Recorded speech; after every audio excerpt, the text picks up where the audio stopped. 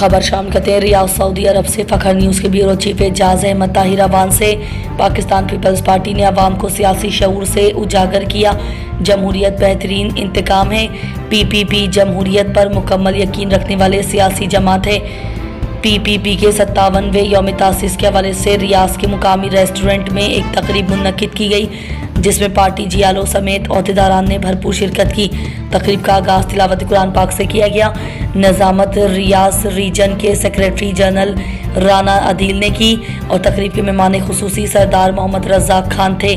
तकरीब से इज़हार ख्याल करते हुए मुकर्ररीन ने कहा कि जुल्फ़िकार अली भुट्टो शहीद ने मुल्क को आइन दिया और इदारों और जमहूरियत को मुस्तहकम करने में कलीदी किरदार अदा किया।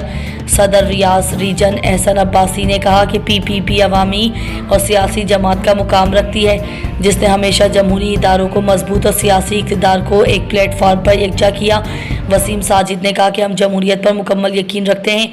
PPP के मुल्क के अंदर से इंतहा पसंदी का मुकम्मल खात्मा किया।